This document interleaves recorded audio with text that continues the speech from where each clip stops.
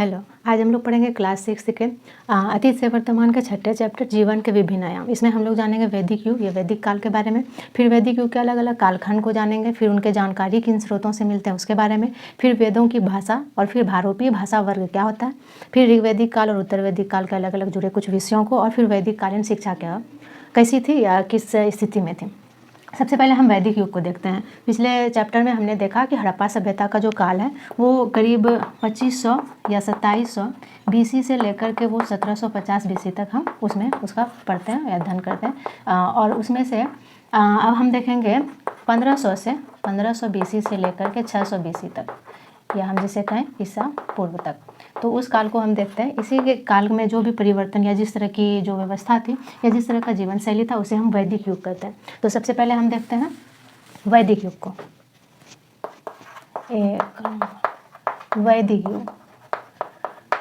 वैदिक युग या हम इसे काल बोलें। वैदिक युग या काल जो कि 1500 बीसी से लेकर के जिसमें से हम लोग 600 बीसी तक के काल को पढ़ते हैं। काल को वैदिक काल कहा जाता है। वैदिक काल कहा जाता है। इसमें से शुरू वैदिक काल के कुछ शुरू वाले भाग को देखें तो उसमें जो मुख्य पेशा था, उसका जो पेशा या व्यवसाय जो बोलें, पेशा जो था वो पशुपालन था। पशुपालक थे सभी लोग। और उसके बाद जो है कुछ आधे भाग में हम देखेंगे कि वो फिर कृषि से जुड़े या हम कहें कृषक हो गए, या उसका कृषि जो है मुख्य पेशा बन गया। तो वैदिक युग को पढ़ते हैं। वैदिक युग जिसमें से कि ग्रंथ,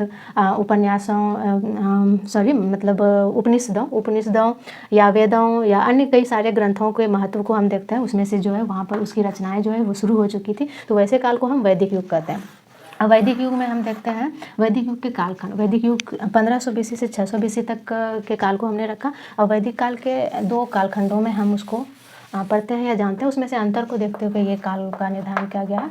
तो वैदिक युग का कालखंड, इसको हम दो कालखंडों में पढ़ते हैं।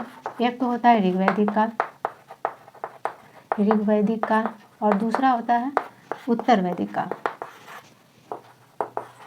उत्तर वैदिक काल। ऋग्वैदिक काल और उत्तर वैदिक काल में अंतर देखें तो ऋग्वैदिक काल में जो था, इसकी अवधि को सबसे पहले देखते हैं। वो 1500 से करीब 1000 बीसी तक हम इसमें पढ़ते हैं का काल। और फिर 1000 बीसी से 600 बीसी तक का काल का अध्ययन जो है वो हम उत्तर वैदिक काल के अंतर्गत करते हैं। तो ये उत्तर वैदिक काल और ऋग्वैदिक काल में अंतर हुआ। अब इसमें से पेशा को देखें तो इसका मुख्य जो पेशा होता था इस दरमियान जो थे लोगों के जो मुख्य कार्य था उसका पशुपालन।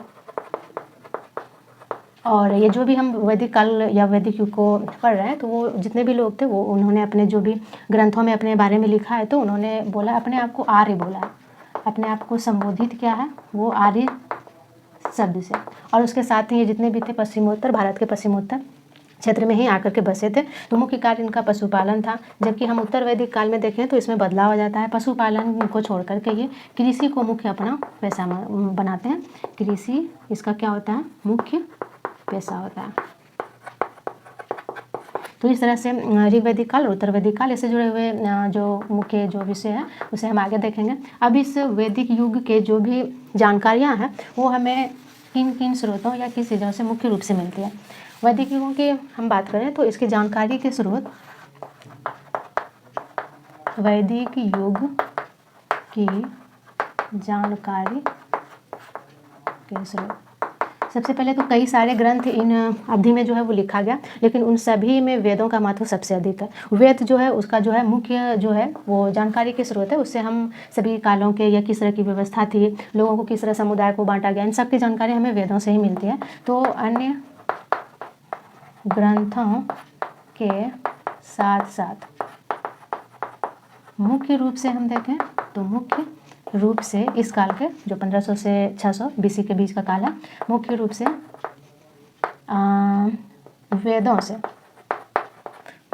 वेदों से इसकी जो है जानकारी मिलती है।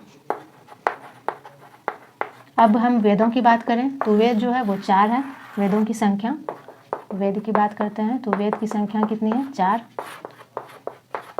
एक है ऋग्वेद, एक है यजुर्वेद, एक है अथर्ववेद और एक है सामवेद। ये 4 वेद हैं जिसमें से कि उस समय रचना की गई या संकलन जो बोले, एक लंबी अवधि के बाद सभी का संकलन किया गया या रचना की गई और उससे जो है वैदिक युग की हमें सभी जानकारियाँ मिलती हैं। अब हम वेदों की भाषा को देखें, ये जितने भी वेद लिखे गए हैं वो अभी के ना तो हिंदी भाषा में या हम कहें कि देवनागरी लिपि में और ना ही संस्कृत भाषा में लिखी गई है। ये जो है एक अलग तरह की एक संस्कृत की भाषा में लिखी गई है। वेदों की भाषा की बात करें तो वेदों की भाषा जो है वो संस्कृत ना होकर एक अलग ही संस्कृत है जो कि अभी के संस्कृत से कुछ कठिन है उसका अध्ययन। तो इसकी भाषा को हम क्या कहते हैं, इसकी भाषा को प्राक संस्कृत और या तो वैदिक संस्कृत भी बोला जाता है या वैदिक संस्कृत बोला जाता है। और ये जो है संस्कृत अभी के संस्कृत से काफ़ी क्या है, अलग है, या कहें कि ये वर्तमान जो है वर्तमान संस्कृत जो हम लोग पढ़ते हैं वर्तमान संस्कृत से क्या है, ये अलग है या कहें कि थोड़ा कठिन है। अब हम भारोपीय भाषा वर्ग को जानते हैं कि वेदों की भाषा तो वैसे प्राक संस्कृत या वैदिक संस्कृत हुई और इसमें से अब हम भारोपीय भाषा वर्ग को समझते हैं कि ये क्या है। भारोपीय भाषा वर्ग हमारे जो भी भारत के भाषा है, यूरोप की भाषा, उसके कुछ भारत और यूरोप को जोड़कर भारोपीय भाषा बनाया गया। तो भारत के कई सारे भाषाओं को और यूरोप के कई सारे भाषाओं को जो है यूरोप के अलग अलग देशों के भाषाओं में काफ़ी ज़्यादा जो है उच्चारण में या उसके शब्दों में समानता देखी गई है। इसके आधार पर कई सारे भाषा को जो है जो भारत और यूरोप में एक समान है उन भाषाओं को भारोपीय भाषा समूह में रखा गया। जैसे कि भारत की भाषा को लें, जैसे गुजराती, हिंदी, संस्कृत और यूरोप जो कि एक महादेश है उसके कई सारे उसमें से कई सारे जो देश है उसमें से जैसे कि हम ले जर्मनी या जर्मन भाषा, जर्मनी की जर्मन भाषा या इंग्लिश आदि, ये सभी भाषाएं जो है उसमें से कुछ जो है कई शब्दों में क्या देखी गई है, कई शब्दों में इन भारत की इन भाषाओं में और यूरोप के अलग अलग भाषाओं में, चाहे वो फ्रांसीसी भाषा हो या जर्मन की भाषा हो जर्मनी और फिर इंग्लिश भाषा हो, उसमें कई सारे शब्दों में क्या देखी गई है, कई शब्दों में समानता देखी गई है। और इसी को देखते हुए भारोपीय भाषा वर्ग में कई सारे भाषा को रखा गया है और उसी में से है हमारा संस्कृत। संस्कृत भी क्या है, संस्कृत भी इस भाषा वर्ग का क्या है, भाषा वर्ग का एक समूह है संस्कृत। अगर हम उदाहरण लें तो हम उदाहरण एक लेते हैं, जैसे कि माँ जो है, माँ एक हिंदी भाषा में है, फिर मातृ जो हम लिखते हैं वो संस्कृत भाषा में है, फिर अगर हम मदर लिखते हैं तो ये किस भाषा में, अंग्रेजी मतलब इंग्लिश भाषा में है, और एक मैटर ये जर्मन भाषा में बोला जाता है। तो इसमें काफ़ी सारा जो है उच्चारण में एक तरह की एक ध्वनि में, उच्चारण में, लय में एक समानता देखी गई है, इसलिए इसको भारोपीय भाषा वर्ग के समूह में रखा गया। हमारा जो है हमारी हिंदी भाषा, संस्कृत भाषा, वहीं पर यूरोप की इंग्लिश या जर्मन या फ्रांसीसी कई भाषाओं को एक ही समूह में रखा गया और इसी समूह को हम भारोपीय भाषा समूह या भारोपीय भाषा वर्ग कहते हैं, जो कि भारत और यूरोप के भाषा एक ही भाषा समूह के समानता या समान शब्दों को बताता है। अब भारोपीय भाषा समूह वर्ग को देखा हमने, जो कि संस्कृत भी उसी वर्ग में आता है। अब हम ऋग्वेदिक काल के जो है कुछ अलग अलग उसकी व्यवस्था को देखते हैं, या कि किस तरह की व्यवस्था थी, उसकी पेशा क्या था, उसका यज्ञ क्या था, फिर उपहार और वर्ण की क्या व्यवस्था थी। तो सबसे पहले हम ऋग्वेदिक काल में आते हैं। ऋग्वेदिक काल जिसकी अवधि को हम 1500 BC से करीब 1000 BC तक रखते हैं। ऋग्वैदिक काल में सबसे पहले हम देखते हैं राजन और सरदार की व्यवस्था। सबसे पहले हमने ये जान लिया कि ऋग्वैदिक काल में जो थे लोग वो पशुपालक थे, मुख्य रूप से वो पशु पालते थे। इसके मुख्य पेशा जो था वो पशुपालन था, पशुपालन करते थे। इसलिए इसमें जो थे ज़्यादा जो लोग थे वो अमीर उसे माना जाता था, अमीर वह लोग जिसके पास जो, और उस समय जो थे गायों की प्रधानता अधिक थी, तो इस तरह से पशुपालन में तो अमीर उस व्यक्ति को माना जाता था जिसके पास क्या हो, गाय अधिक हो। जिसके पास गाय अधिक हो वही व्यक्ति जो है वो धनी कहलाता था। ऐसे में गाय के या अन्य पशुओं को लेकर ऋग वैदिक काल में काफ़ी ज़्यादा जो है वो आक्रमण होते थे, एक दूसरे पे जो हमला होने का डर रहता था। तो इसीलिए वैसे में क्या करते थे, हर कबीला या एक कई लोगों का एक समूह जो होता था, अपने एक समूह में एक चुनाव या अपने से एक व्यक्ति को चुन लेते थे, जिसको वो राजन या तो सरदार बोलते थे। राजन या सरदार जो होता था वो क्या करता था कि उस कबीले की जो होते थे उस ये एक टोले हम बोल सकते हैं, वो टोला हो या मोहल्ला हो, वो एक ही तरह के जो एक दूसरे से जुड़े हुए थे उसे वो लोग कबीले बोलते थे। उस कबीले के सभी गायों की रक्षा करते थे, उसका काम था, वो था राजन या सरदार। हर एक कबीले में क्या होती थी, एक क्या होता था कि एक राजन को चुना जाता था, और राजन या सरदार, और राजन जो होता था वो एक योद्धा के तौर पर होता था जो काफ़ी मजबूत होता था और बुद्धिमान भी होता था। तो इस तरह से उसका जो है उस कबीले में काफ़ी उच्च स्थान था, उस कबीले के में वो सम्मानजनक व्यक्ति थे, तो वो उसे हम राजन या सरदार कहते हैं। ये क्या करते थे, राजन या सरदार करें तो ये क्या करता था कि कबीले के, या आपने बोले कि अपने मोहल्ले के, अपने झुंड के, कबीले के गायों की रक्षा, और ये सभी व्यक्तियों में उस व्यक्ति को चुना जाता था जो कि एक योद्धा हो, अच्छे मतलब मजबूत हो, स्वस्थ हो, किसी कला में पारंगत हो, तो उस तरह के कबीले में व्यक्ति को चुना जाता था। अब उसमें से हम पेशा को देखें तो पशुपालन था, और पशुपालन के साथ ही अगर हम देखें कि पशुपालन था तो वो लोग क्या थे, अस्थायी वास करते थे, क्योंकि पशुपालन में जैसे कि हम लोगों ने देखा था कि नवपाषाण काल में तो सबसे पहले कि वो खेती नहीं करते थे, तो वो अस्थायी रूप से वास करते थे, तो वो अस्थायी वास करते थे, एक जगह नहीं टिकते थे जानवरों के चारे के लिए। लेकिन कहीं कहीं जो है व्याख्या है वो यव नामक एक अनाज की व्याख्या है कि वो लोग उत्पादन या वो उसका जो है खेती करते थे।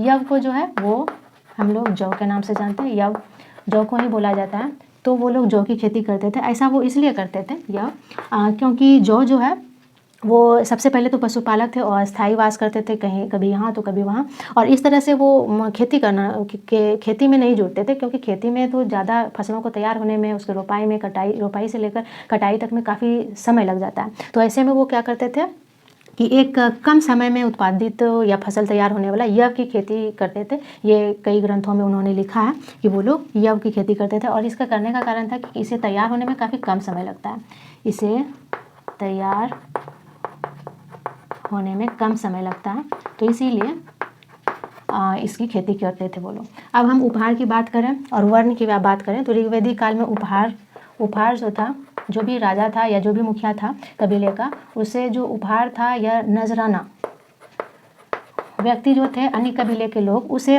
कोई निश्चित कर नहीं देते थे, उसे वो अपनी मर्जी से अपने राजन को या कोई राजा जो थे कबीले के मुखिया जो थे उसे अपनी स्वेच्छा से, अपनी इच्छा से जो थे स्वेच्छा से कुछ उपहार देते थे, अपनी उपज का या कोई जानवर को या कोई अपने धन के रूप में, जिस रूप में भी देते हो, लेकिन वो अपनी इच्छा से देते थे।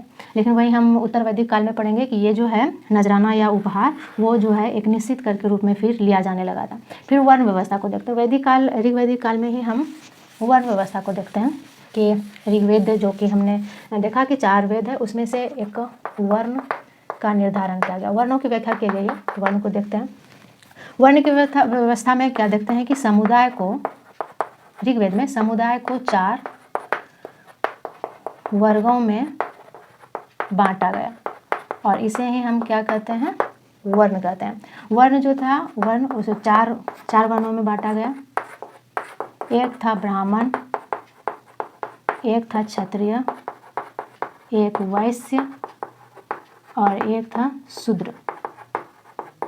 ऋग्वेद में जो व्याख्या की गई है उसमें कहा गया है कि ब्रह्मा जी या एक पुरुष रूप जो एक देवता को माना गया, उसमें से उसके मुख से जो है वो ब्राह्मण का जो है वो उत्पन्न हुए हैं, या वो जो जीव है ब्राह्मण जितने भी है वो ब्रह्मा जी के मुख से जो है वो उत्पन्न हुए हैं। क्षत्रिय को भुजा से, वैश्य को जंघा से, और शूद्र को चरण या पैर से बोला गया है कि उसकी उत्पत्ति हुई या उत्पन्न हुए हैं वो।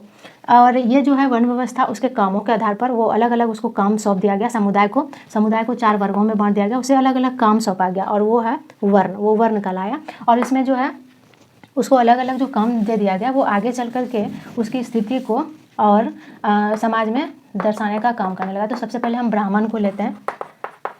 ब्राह्मण होता था एक एक पहला वर्ण, दूसरा है क्षत्रिय। अब इसके काम को देखते हैं कि ये 4 वर्णों में अगर इसे विभाजित किया गया समुदाय को और अलग अलग काम सौंपा गया तो उनका कार्य क्या था। एक था वैश्य और एक था शूद्र। ब्राह्मण का कार्य था यज्ञ, पूजा या अन्य धार्मिक कार्य करना। जितने भी धार्मिक कार्य हैं, वेदों का पाठ या किसी को पढ़ाने का कार्य, अध्ययन कराने का कार्य या वो जो जिम्मेदारी थी वो ब्राह्मण समुदाय को ही दे दिया गया था। यज्ञ करने का, पूजा करने का या अन्य धार्मिक कार्य, अध्ययन, वेदों का अध्ययन करना हो या पढ़ाना हो, ये सब काम जो था वो ब्राह्मण को सौंप दिया गया था। फिर क्षत्रिय का काम था राज्य की सेवा करना। राज्य की सेवा मतलब कि सुरक्षा का दायित्व इस पे दिया गया था, या हम बोलें सुरक्षा का दायित्व इसी पे था, बाहरी आक्रमणों से लड़ना या ये, तो इसको हम एक राजा बोल सकते हैं। ये एक राजा का कार्य करता था। या और वैसे में देखें तो वो समुदाय, इसमें से उसको डाला गया कृषक का काम, पशुपालन के काम, फिर अन्य व्यापारी आदि के काम करने वाले लोग को जो है वो बांट दिया गया और उसे वैश्य नाम दे दिया गया। वहीं पर जो राजा का काम या देश की रक्षा, सुरक्षा, युद्ध लड़ने का काम करेगा वो क्षत्रिय। जो वेदों को पढ़ने का काम, पढ़ाने का काम, यज्ञ का काम, पूजा का काम, ये पूजा कराने का काम या अन्य कोई धार्मिक अनुष्ठान जितने भी करने वो ब्राह्मण के द्वारा ही किया जाएगा।